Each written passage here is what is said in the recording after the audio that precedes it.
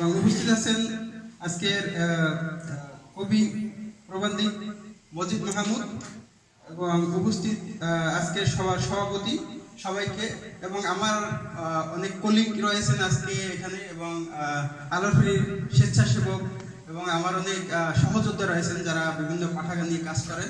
সবাইকে আমার সালাম, আদাব ও শুভেচ্ছা। আমি মোহাম্মদ বাবুল মৃদা। আমি বর্তমানে বাংলাদেশের স্বনামধন্য আইটি কোম্পানি লিডস কর্পোরেশন লিমিটেডে সিনিয়র সফটওয়্যার আর্কিটেক্ট হিসেবে আছি এবং পাশাপাশি হেড অফ দ্য ডিপার্টমেন্ট হিসেবে আছি মোবাইল অ্যাপ্লিকেশন ডেভেলপমেন্টের। আমার চাকরির পাশাপাশি আমার একটা শখ রয়েছে যে সোশ্যাল অ্যাক্টিভিটি করা এবং সেটা প্রযুক্তির সমন্বয়ে ঘটানো, এক ধরনের এটা গবেষণার মতো আর কি চিন্তা ভাবনা। তো আমি আসলে আমি সবসময় একটা জিনিস বিশ্বাস করি যে মানুষ পৃথিবীতে আসে সুনির্দিষ্ট কোনো ভালো কাজ করার জন্য। তো আমি অনবরতই আমার সেই কাজটাকে খুঁজতে থাকতাম। খুঁজতে আমি বিভিন্নভাবে আমি নিজেকে অবজার্ভ করি, সমাজকে অবজার্ভ করি। সেখান থেকে আমি কিছু ফাইন্ডিংস পাই যে আমি বুঝতে পারি যে আমি যেহেতু আইটি নিয়ে পড়াশোনা করেছি এবং আমাদেরকে সবসময় নলেজ ডেভেলপ করতে হয়, নয়তোবা আমাদের আইটি ক্যারিয়ারে টিকে থাকা কঠিন। তো আমি আমার এই ভাবনাটাকে আমি সমাজের সাথে অ্যালাইন করলাম। দেখলাম যে সমাজে একটা শ্রেণীর মানুষ রয়েছে যাদের চিন্তা ভাবনা অনেক পিছনে। তো আমি বুঝলাম যে তারা কেন, তাদের চিন্তাগুলো কেন পিছনে, কারণ তারা তাদের নলেজকে আপডেট করে না। যেভাবে সফটওয়্যারকে আপডেটের সাথে আমাদেরকে পড়াশোনা করতে হচ্ছে, সমাজকে আপডেটের সাথে সমাজের মানুষগুলোকে পড়াশোনা করা দরকার। সুতরাং আমি দেখলাম যে আমাদের সমাজের মানুষগুলোকে পড়াশোনা করানোর জন্য এখন বর্তমানের নতুন ধারা আইটি বা প্রযুক্তি ধারার সমন্বয় ঘটাতে হবে। আমি সেখান থেকে নিজে কিছু গবেষণা শুরু করি। আমি গবেষণা শুরু করি যে আমি খেয়াল করে দেখেছি যে অনেকে বলে যে মানুষের আসলে একটা মাস বয়সের পরে বই পড়া হয় না বা একটা সময় পরে নানা রকম কথা আছে। কিন্তু আমি দেখেছি যে মানুষ জন্মগতভাবে সবাই পায় এবং এটা ইনফ্লুয়েন্সিয়াল, মানে তার হাতের কাছে যখন সে বই পায়, একটা নিউজ পেপার পায়, সে পড়তে আসক্ত হয়, পড়ার প্রতি সে আসক্ত হয়। তো আমি এই জিনিসটা আমি খেয়াল করলাম। তা আমাদের সমাজে আমাদের বাংলাদেশে মোটামুটি অনেক লাইব্রেরি আছে এবং অনেক লাইব্রেরি পাঠকের অভাবে বন্ধ হয়ে যাচ্ছে, অর্থের অভাবে বন্ধ হয়ে যাচ্ছে। কেন? আমি রিজনটা খুঁজলাম, কারণ পাঠকের সাথে লাইব্রেরির সরাসরি কানেকশনটা নাই। আমি এই জিনিসটা উপলব্ধি করলাম যে পাঠক জানে না ওই লাইব্রেরিতে কি বই আছে, কতগুলো বই আছে, কোন লেখকের বই আছে বা তার রুচিসম্মত বই আছে কিনা, আর সে বোঝেও না যে তার কি ধরনের বই পড়া দরকার। এইটা নিয়ে আমি একটা গবেষণা করলাম এবং এখান থেকে আমি বললাম যে আমার এমন একটা ওয়েতে যেতে হবে যেখানে পাঠক, যে এখন তো সবার পকেটেই একটা ফোন আছে, ডিজিটাল ডিভাইস আছে, এই ডিজিটাল ডিভাইসই বলে দেবে যে তার বাই নেচার যে তার এই ধরনের বইটা পড়া উচিত, এই সময় এই ধরনের বই পড়া উচিত। আমি এই ধরনের কিছু গবেষণা করলাম এবং দেখেন এই যে এটা বাংলাদেশের বর্তমান সময় না, এটা আমি বলবো যে আগামী 10 বছর আগ থেকে এই ধরনের সমস্যাটা আছে যে বাংলাদেশে কিশোর গ্যাং প্রতিনিয়ত বাড়ছে। সমাজে যে ধরনের লিডারশিপ থাকা দরকার, সমাজে যে ধরনের আলোকিত মানুষ থাকা দরকার, কিশোররা ওই ধরনের মানুষকে দেখতে পাচ্ছে না। না দেখার ফলে কি হচ্ছে, কিশোররা তার নিজেদের মধ্যে সব আমি ব্যক্তিগতভাবে অনেক বই পড়াশোনা করেছি এবং আমি নিজেও শিশু বা কিশোরদের নিয়ে গবেষণা করেছি এবং আমি দেখেছি শিশু কিশোররা খুবই দুর্ধর্ষ, তাদের মনে যেটা আছে ওইটা করতে করে। এবং আমি দেখেছি যে কিশোরদেরকে বা শিশুদেরকে যদি বলে দেওয়া হয় এই দুর্দর্শমূলক কাজ হলো বই পড়া। তুমি যদি একটা বই পাতা শেষ করতে পারো তার মানে তুমি একটা পেজকে জয় করে ফেলেছো। তুমি যদি একটা বই পড়া শেষ করতে পারো তার মানে তুমি 100 বা 200 পেজকে জয় করে ফেলেছো। এটাও একটা দুঃসাহসিক কাজ, এটা সবাই পারে না। আমাদের সমাজে ওই ধরনের একটা অবকাঠামো নাই। যেমন আমাদের গ্রামে আমি যখন ছোট ছিলাম দেখতাম কাছারি বাড়ি আছে, প্রত্যেকটা বাড়ির দরজা একটা কাছারি আছে। কাছারি গিয়ে মানুষ বাড়ির ছেলে পান পড়াশোনা করে, মুরব্বীদের চোখে নজরে আসে ছেলেটা। এখন কিন্তু কাছারি সংস্কৃতি পুরো বিলুপ্ত। কিশোররা কোথায় যাবে? তাদের কোনো নির্ধারিত স্থান আছে? আমরা জানি না, কোনো গার্ডিয়ান জানে না, কোনো বাবা মা জানে না। কারণ আমরা তো কিশোরদের জন্য সুন্দর একটা প্লেস দিচ্ছি না। পাঠাগার আছে, পাঠাগারের সাথে আমরা কিন্তু তাদেরকে কানেকশন করতে পারতেছি না। মাদক সমস্যা, এটা আমাদের দেশে এখন একদম হাই ন্যাশনাল প্রবলেম। এই সমস্যাটা কেন হচ্ছে? কারণ আমরা আমাদের কিশোরদেরকে বই পড়া বা ভালো কাজে বা সৃজনশীল কাজে উৎসাহিত করতে পারতেছি না। আমাদের সমাজে হয়তো বা এই যে বুকল্যান্ড যে অবদানটা রাখতেছে, এই ধরনের কতগুলো মানে এটা খুবই হাতে গোনা কম। আমাদের সমাজে সব জায়গায় দরকার, প্রত্যেকটা স্তরে স্তরে ভালো কাজের প্রতি নেশা তৈরি করার মানুষ দরকার। মানে ছেলেদের সামনে উদাহরণ দরকার, কিশোরদের সামনে উদাহরণ দরকার, যেটা ফলো করে নিজে বুঝবে যে আমাকে এইভাবে হতে হবে। আমাদের সেই উদাহরণগুলো নেই। ডিজিটাল আসক্তি যেটা বললাম, আমাদের প্রত্যেকটা জিনিস, প্রত্যেকটা অনেক বাবা মাকে আমি দেখেছি যে মা কাজ করতেছে, বাবা ধরো তুমি গেম খেলো। আমি এরকম অনেক উদাহরণ আমার কাছে আছে। আমি যেটা বলতে চাচ্ছি যে আমরাই আমাদের শিশুদেরকে, কিশোরদেরকে আমরা খারাপ দিকে আসক্ত করতেছি। একটু আগে স্যার এমডি স্যার বা এখানে একটা কথা হচ্ছিল এরকম যে আসলে সত্যটা যে বাবা মার বাবা মার বোঝা উচিত সন্তানদেরকে কোন কোন কাজে এনগেজ করা দরকার। আমি আসি একটু এখন এখানে জাস্ট আমার ছোট দুইটা ভিডিও রয়েছে। যে এই ছেলেটা, এটা হলো আমার ভাতিজা। এ আসলে বয়স 4 বছর। আমি একে কোলে নিয়ে আমি একটা পিক্টোরিয়াল বই, উপরে ছবি নিচে লেখা, আমি পুরো বইটা পড়া শেষ করে দিয়েছি। শেষ করে দেওয়ার পরে আমি মানে ওখান থেকে উঠে গেছি বা কোথাও কিছু, হঠাৎ করে দেখতেছি যে সে বই উল্টে একা একা পড়তেছে।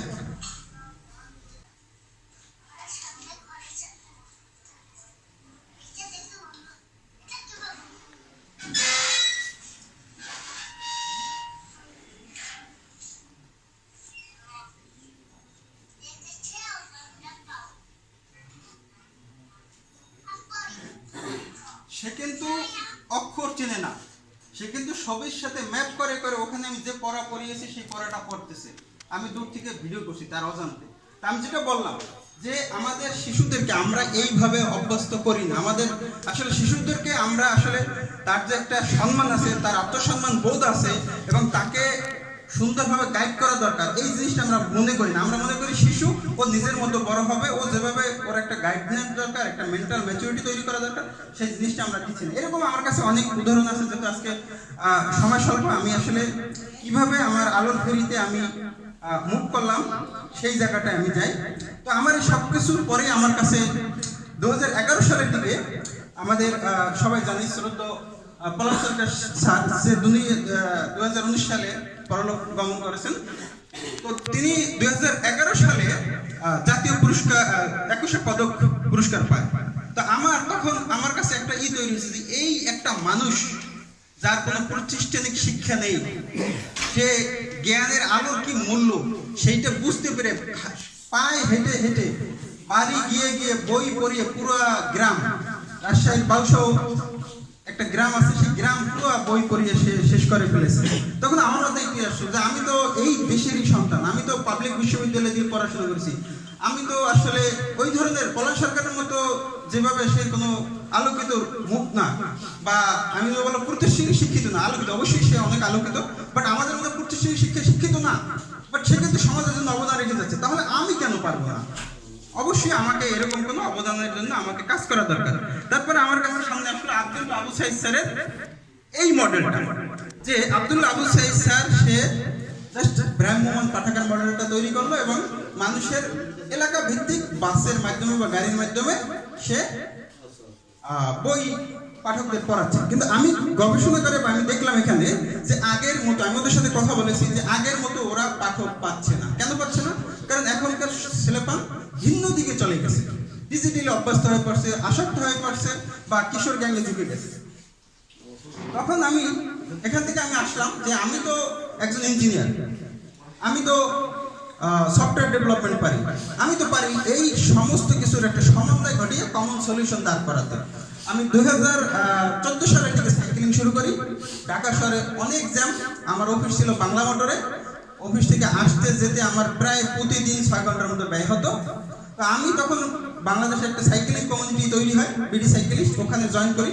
জয়েন করতে করতে হঠাৎ আমার মাথায় একটা আইডিয়া আসে যে আমি একটা মডেল তৈরি করতে পারি যেখানে সাইকেল বা গাড়ির মাধ্যমে বাড়ি বাড়ি বই ডেলিভারি দেওয়া হবে। আমি একটা মোবাইল অ্যাপ তৈরি করব, সেই অ্যাপের মাধ্যমে পাঠক জানতে পারবে কোন পাঠাগারে কি বই আছে এবং ওই পছন্দের পাঠাগারে সে মেম্বারশিপ হবে, অ্যাপের মাধ্যমে রিকোয়েস্ট পাঠাবে, পাঠক বাসায় বসে, লাইব্রেরিয়ান তার অফিসে বসে জানতে পারবে এই পাঠক এই বই পড়তে চেয়েছে এবং ওই বই বা গাড়ির মাধ্যমে, সাইকেল বা গাড়ির মাধ্যমে তার বাসায় বই পৌঁছে দেওয়া হবে। এটা একটা পুরো ইকোলজিক্যাল সিস্টেম। এবং আমি দেখেছি পাঠাগারগুলো প্রায় ডেড হয়ে যাচ্ছে। কিন্তু এরকম যদি হয়, এখন যেহেতু ডিজিটাল পেমেন্ট গেটওয়ে, আমি তখনই এই বিকাশের সাথে যোগাযোগ করি যে আমি কোনো এই পাঠাগার যাতে পেমেন্ট ব্যবস্থাটা তৈরি হয়, পাঠক ঘরে বসে যেন পেমেন্ট করতে পারে, সেই ব্যবস্থাটা আমি করতে পারি কিনা।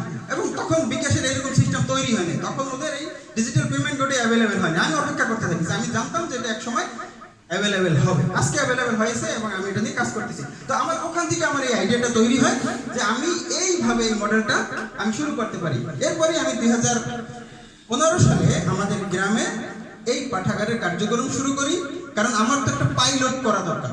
আমি গ্রামে আমার পাঠাগার প্রতিষ্ঠানের মাধ্যমে পাশাপাশি সফটওয়্যার ডেভেলপমেন্ট চালাই, পাশাপাশি আমি পাইলটিং শুরু করি। এবং আমাদের গ্রামের আমি এই পাঠাগার তৈরি করার পরে, এটা হলো আমাদের এই সফটওয়্যারে আমি আমাদের আলোফেরি পাঠাগারের ডেভেলপমেন্ট করতেছি, আর আমাদের এই যে শিশু কিশোররা আমাদের এই কাজে হেল্প করতেছে, যে বই এন্ট্রি করার কাজ, আমাদের সফটওয়্যারে বই ক্যাটালগিং কাজ করে। আমি একটা শর্ট ফিল্ম তৈরি করি যে আমার মডেলটা কিভাবে কাজ করবে এরকম একটা ধারণা দেওয়ার জন্য আমি একটা শর্ট ফিল্ম তৈরি করি, যাতে মানুষ বুঝতে পারে।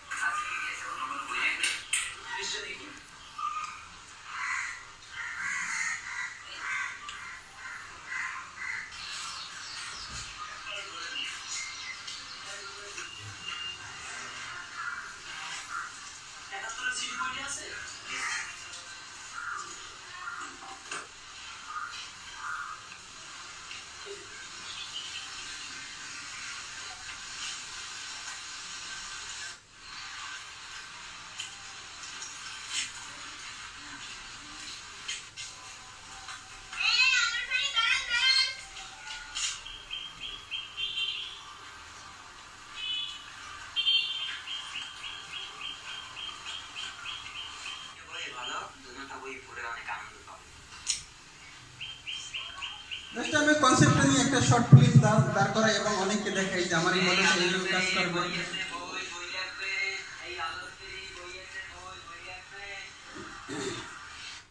তো আমি আস্তে আস্তে আমি আমার গ্রামের, আমার বাড়ির চারপাশে মানে বাড়ি বাড়ি গিয়ে বই দেওয়া শুরু করি। তারপরে আমি যে আমার গ্রামের স্কুল থেকে পড়াশোনা করছি সেই স্কুলে শুরু করি এবং ব্যাপক সাড়া পাই। পুরো স্কুল সব পাঠক আমাদের এই আলোফেরি থেকে বই নিয়ে পড়ে। এরা হলো সবাই পাঠক, এরা সবাই এদের সাথে যখন আমি কথা বলি আমি নিজে হারাইয়ে যাই। যেটা বলে যে স্যার আমি আজকে বুয়েটে পড়ার স্বপ্ন দেখি, আমি ঢাকা বিশ্ববিদ্যালয়ে পড়ার স্বপ্ন, এরা কিন্তু গ্রামের ছেলেপেলে সব। এই যে ভীষণ একটা তৈরি হওয়া, আলোকিত মানুষ তৈরি হওয়ার একটা প্রত্যয়, যেটা আমি এখান থেকে পেয়েছি। আমি বিভিন্ন রকম মানে বই পড়ার পর একটা ফিডব্যাক বেস ইভেন্ট করি, যে ওরা ওই বই পড়ার উপরে বক্তৃতা দেয় এবং আরো অনেক আমাদের কালচারাল অ্যাক্টিভিটি আছে। আমি এগুলো এখানে স্কিপ করে যাচ্ছি।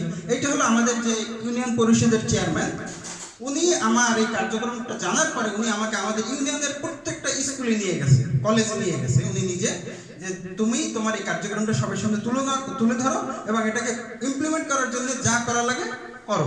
তো আমার এটা এখন আমি যেহেতু আমি একটা চাকরি করতেছি পাশাপাশি, এটা আমার একটা বিশাল কর্মযজ্ঞ, আমি এই সময়টা বের করতে পারিনি, বাট আমার আশা করি শীঘ্রই আমি এই কাজে নেমে পড়তে পারবো। আমি যখন এই কার্যক্রমটা চালিয়ে যাই, আমি বাংলাদেশের বিভিন্ন যারা পাঠাগার নিয়ে কাজ করে বা আন্দোলন করে তাদের সাথে যোগাযোগ করা শুরু করি। বিশেষ করে আমাদের এখানে উপস্থিত আছেন গ্রাম পাঠাগার আন্দোলনের সভাপতি আব্দুল সত্তার, এবং এখানে বাংলাদেশ বেসরকারি গণগ্রন্থাগার সমিতির সবাই উপস্থিত আছে। আমি সবার সাথে কানেক্ট হই যে পাঠাগার নিয়ে কি প্রবলেম ফেস করতেছে, কিভাবে এটাকে আমি আরো ইমপ্রুভ করতে পারি, এবং আমি দীর্ঘ 5 বছর যাবত আমি এই ইমপ্রুভমেন্ট নিয়ে কাজ করেছি। আমার এই কাজের মধ্যে আমার অনেক শুভাকাঙ্ক্ষী তৈরি হয়েছে। আমি একটা মাদার তেরেসার একটা বাণী আছে যে পৃথিবীটা ভালো মানুষে পরিপূর্ণ, যদি তুমি খুঁজে না পাও তাহলে ভালো মানুষ হও। আমি এই আলোফেরি কাজে মানে মাদার তেরেসার এই ডায়লগটা আমি কখনো এই কোডটা আমি বুঝতে পারতাম না, কিন্তু যখন এই আলোফেরি কাজে নামলাম তখন আমি বুঝতে পারলাম যে আমার এখানে যারা কিছু মানুষ আছে যারা আর কি আমার এখানে কন্ট্রিবিউট করছে, তাদের ছবিতে অনেক মানুষ আছে অনেক উদার মনের, তারা চায় না নিজেকে তুলে ধরতে এবং আমি তাদেরকে কখনো শো করি নাই, তো তারাও আমাকে হেল্প করেছে এরকম। আমি সবাইকে ধন্যবাদ জানাই যে আমাদের এই আলোর ফেরি কার্যক্রম এত দূর আসার জন্য। এটা আমার অন্তর থেকে অনেক অনেক অভিনন্দন এবং শুভেচ্ছা সবাইকে। এটা হলো আমাদের প্রতি বছর আমাদের গ্রামে ক্রীড়া প্রতিযোগিতা হয় স্কুলে। সেই স্কুলে আমরা প্রতি বছর মেধাবী ছাত্রছাত্রীদেরকে এই বই পড়ার কার্যক্রমের পাশাপাশিও বই উপহার দিয়ে থাকি। এটা হলো তার ছবি। এটা প্রতি বছর আমরা আলোর ফেরি প্রতিষ্ঠিত পর থেকে এই কাজটা আমরা করে যাচ্ছি। এবং এই যে গ্রামে যে কিশোর বা শিশু কিশোররা ডিজিটালি যে খারাপ দিকে আসক্ত হচ্ছে, এইটা থেকে তাকে ফেরানোর জন্য আমি আমাদের স্কুলে ক্রীড়া প্রতিযোগিতার সময় আমরা এরকমের সেমিনার করেছি, ওয়ার্কশপ করেছি এবং তাদের মাঝে এই সচেতনতা তুলে ধরেছি বই পড়ার প্রয়োজনীয়তা এবং আমি যে কিভাবে আমাদের এই আলোর ফেরি কিভাবে কাজ করবে সেটা তাদের সামনে তুলে ধরেছি। এটা ছিল আমাদের গত বছরের আমরা যে 5ই ফেব্রুয়ারি জাতীয় গ্রন্থাগার দিবস। সেই দিবসে আমরা এই যে ঢাকা বিশ্ববিদ্যালয় প্রাঙ্গণে আমরা একটা র্যালি করি আর কি। এই র্যালিতে আমরা অংশগ্রহণ করি। এছাড়া আমরা বই মেলার সময় আমরা নিজেরা বই কেনার একটা আয়োজন করি এবং আমাদের অনেক স্বেচ্ছাসেবক অনেক শুভাকাঙ্ক্ষী থাকে, সবাইকে আমরা আমন্ত্রণ জানাই এবং ওখানে আমরা কথাবার্তা বলি বই পড়ার কি কার্যকারিতা, এটা হলে কিভাবে সমাজ পরিবর্তন হবে সেগুলো তুলে ধরি। এগুলো হলো তার ছবি। আমরা পরপর গত 2-3-4 বছর যাবত এইটা আমরা করে যাচ্ছি। এটা হলো করোনা কালীন আগের সময় আমরা আর কি, যখন করোনা আসার পরে তো সবাই ডিজিটাল প্রযুক্তিতে সবাই জুম কি মিটিং কি এখন তো বলতে হয় না, কিন্তু আমরা ওই আমাদের আলোর ফেরি প্রতিষ্ঠার পর থেকে স্কিল ডেভেলপমেন্টের উদ্দেশ্যে আমরা অনলাইনে প্রতি শুক্রবার রাত 9:30 একটা ইভেন্ট করি, যেখানে আমাদের আলোর ফেরির সকল স্বেচ্ছাসেবক এবং সকল যারা স্কিল ডেভেলপমেন্ট দরকার তাদেরকে কিভাবে কথা বলতে হবে, কিভাবে বক্তৃতা দিতে হবে, কিভাবে ইংরেজিতে কথা বলা ইমপ্রুভ করতে হবে, এইরকম আমাদের ইভেন্ট এটা অনলাইনে এখন চলমান আছে। এইটা হলো আমাদের পাঠকদের ইউটিউবে বিভিন্ন ভিডিও সাক্ষাৎকার, তারা বই পড়ছে এবং তাদের কতটা ইমপ্রুভ হয়েছে। আমাদের ইউটিউবে একটা চ্যানেল আছে, আলোর ফেরি লিখে সার্চ দিলে চলে আসবে। ফাইনালি আমি যেটা বললাম যে এই এত কার্যক্রম চালিয়ে গেছি, সামাজিক কর্মকাণ্ড এবং বিহাইন্ডে আমি আলোর ফেরি সফটওয়্যারটা ডেভেলপ করতে পেরেছি এবং শেষ পর্যন্ত আমার আমার পরিশ্রম বা আমার চেষ্টাটা এই পর্যন্ত এখানে এনে দিয়েছে এবং আমাদের আলোর ফেরি অ্যাপ এখন প্লে স্টোরে অ্যাভেলেবেল। যে কেউ বাংলাদেশ না পৃথিবীর যে কোনো পাঠাগারেই আমাদের আলোর ফেরি অ্যাপে যুক্ত হতে পারবে এবং এই বই দেয়া একটা ইনোভেটিভ কার্যক্রম আমার এই আলোর ফেরির মাধ্যমে আমাদের এই আলোর ফেরির মাধ্যমে তৈরি করা বা পরিচালনা করা সম্ভব। এটা হলো আমাদের গ্রাম, আমার বাড়ি। এখান থেকে আমি আসলে বেশিরভাগ ওই যে অ্যানুয়াল লিভ, আমার কোম্পানির একটা বিশেষ সুবিধা আছে, অ্যানুয়াল লিভ নেওয়া যায়। অ্যানুয়াল লিভে আমি বাড়ি চলে যেতাম, আমার সফটওয়্যার ডেভেলপমেন্টের কাজ করতাম, অথবা ঈদে কোরবানিতে আমি আমার বাড়ি বসে এই কাজ করেছি। বেশিরভাগ সময় আমার বাড়িতে বসে ডেভেলপমেন্টটা হয়েছে আর কি। এটা হলো আমাদের বাড়ি। এখান থেকে আমাদের এখন আলোর ফেরি কার্যক্রম পরিচালিত হয়। এখানে অ্যাপসের বেনিফিট দেওয়া আছে। আমি এখানে ডাটা দেখা যাচ্ছে না, মানে আমাদের অ্যাপসের বড় সুবিধা হলো এখানে দেখা যাচ্ছে না যে গত বছর আমাদের কি পরিমাণ বই পাঠকরা পড়তে নিয়েছে এবং কি পরিমাণ বই ফেরত দিয়েছে। আমাদের এই পাঠাগারের এই সফটওয়্যারের মধ্যে এন্ট্রি এক্সিস্ট, মানে আমার এই ডেটাটা আছে, মানে আমি কাউকে বলতে পারবো এটা আসলে ফেক না, এটা ট্রু এবং সেটার বাস্তবতাও আছে। এখানে প্রজেক্টরের লাইটের ইন্টেন্সিটি ঠিক না থাকার কারণে বোঝা যাচ্ছে না।